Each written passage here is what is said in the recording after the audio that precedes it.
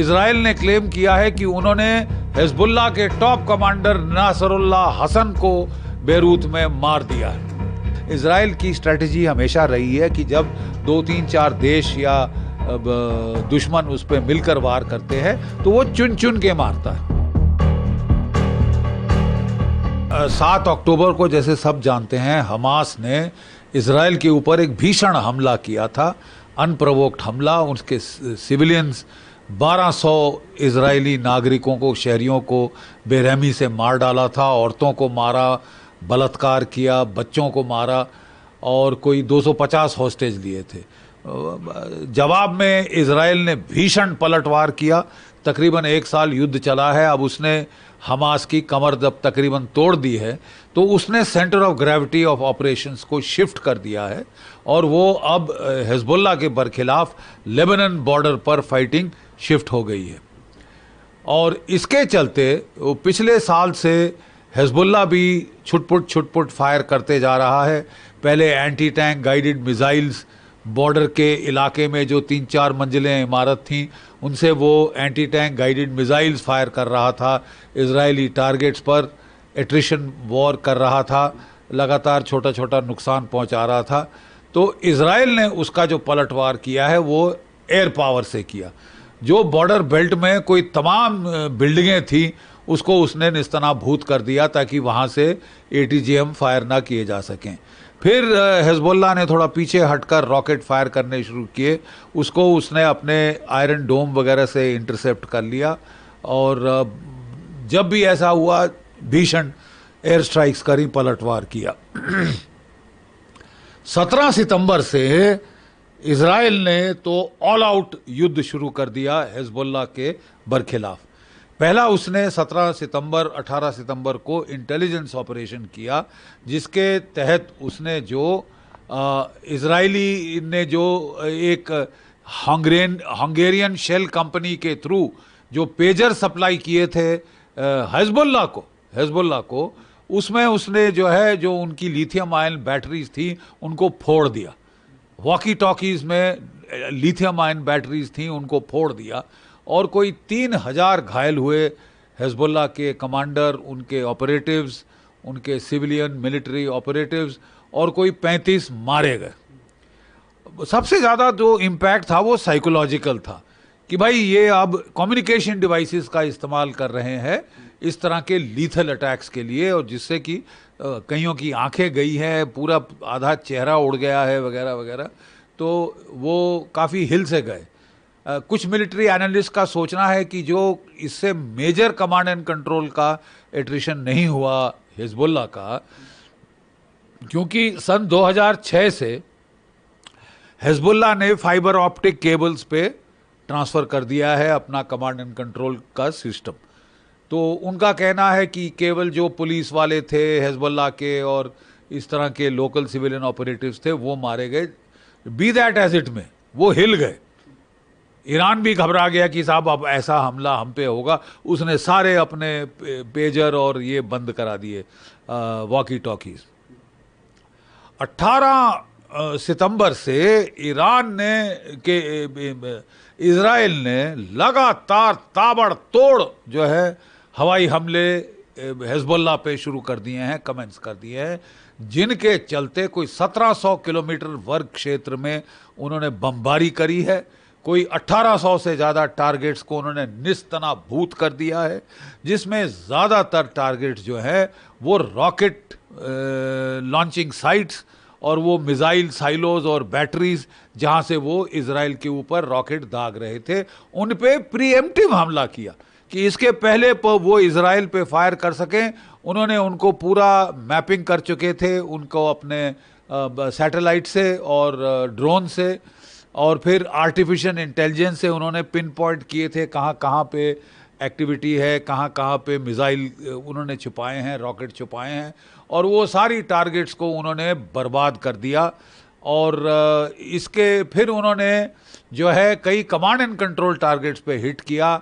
इस्माइल वगैरह कादिर दूसरा, उन्होंने जो उनका रॉकेट लॉन्चिंग कमांडर था उसको मार डाला, एक और को मार डाला। और अभी लेटेस्ट जो है इजराइल ने क्लेम किया है कि उन्होंने हिजबुल्लाह के टॉप कमांडर नासरुल्लाह हसन को बेरूत में मार दिया है। इसका मतलब उनके पास पिन पॉइंट इंटेलिजेंस थी किस बिल्डिंग में किस जगह नासरुल्लाह हसन है। उनकी इंटेलिजेंस कैपेबिलिटीज की तो दाद देनी पड़ेगी। और जैसे कि कहा कि वो कह रहे हैं कि हमारे पास कोलैबोरेटिव इंटेलिजेंस है इलेक्ट्रॉनिक वगैरह, जिसके तहत कि वो सर्टन है कि नासरुल्लाह हसन को एलिमिनेट कर दिया गया। पलटवार में जो हिजबुल्लाह ने भी पिछले कई दिनों से जब भी उन पे एयर अटैक होता था अगले दिन वो रॉकेटों से हमला करते थे। उम्मीद तो ये थी कि उनके पास 1,50,000 से ज़्यादा रॉकेट और मिसाइल हैं और वो ताबड़तोड़ हमले करेंगे, 1500 रॉकेट प्रतिदिन फायर करेंगे, लेकिन 200-300 रॉकेट ही फायर किए गए। तो इसकी क्या वजह हो सकती है? पहली वजह तो ये हो सकती है कि प्रीएम्प्टिव स्ट्राइक्स में उनके रॉकेट ही उड़ा दिए गए जो कि वो फायर करना चाहते थे। इसके पहले कि वो फायर कर सकते थे उनको निस्तनाभूत कर दिया। वो रॉकेट्स को, अनगाइडेड रॉकेट्स को, कात्यूशास को वगैरह वगैरह, जो कि हाइमार्स के बराबरी के रॉकेट है, अनगाइडेड रॉकेट है। उनके पास प्रिसीजन गाइडेड म्यूनिशंस भी हैं, वो अभी तक उन्होंने फायर नहीं किए। अब क्यों नहीं किए? एक तो है कि ये प्रीएम्प्टिव स्ट्राइक्स में इतना नुकसान हुआ है कि वो फायर करने के काबिल नहीं रहे। दूसरा कि वो डर रहे हैं कि वो नहीं चाहते कि भारी एस्केलेशन हो और इजराइल ग्राउंड वॉर शुरू कर दे, इसलिए वो हाथ रोक रोक के फायर कर रहे हैं। पर उन्होंने भी पलटवार करने की कोशिश की है, इसमें कोई डाउट नहीं है। और क्योंकि कोई 8 टारगेट्स पे उन्होंने रॉकेट फायर किए हैं। इजराइल की नॉर्दर्न कमांड हेडक्वार्टर के पास कोई 60 किलोमीटर दूर की जो फैसिलिटीज़ हैं उन पे फायर किया है। रामान के एयरबेस पे फायर किया है, जहाँ पे इजराइल का 510, 515, 516 F-16 स्क्वाड्रन हैं जो हमले कर रहे हैं बेरूट के अंदर, बेका वैली के अंदर, बॉर्डर जोन के अंदर, और उस पर स्ट्राइक करने की कोशिश की है। फिर उन्होंने एक एमुनेशन फैक्ट्री पे स्ट्राइक करने की कोशिश करी। इसके अलावा जो राफाल इंडस्ट्रीज़ हैं, डिफेंस इंडस्ट्रीज़, उनके ऊपर स्ट्राइक करने की कोशिश की है। तो और फिर उन्होंने तल अवीव के ऊपर एक बैलिस्टिक मिसाइल फायर किया। वो जो कह रहे थे कि हमने मोसाद के हेडक्वार्टर को टारगेट किया।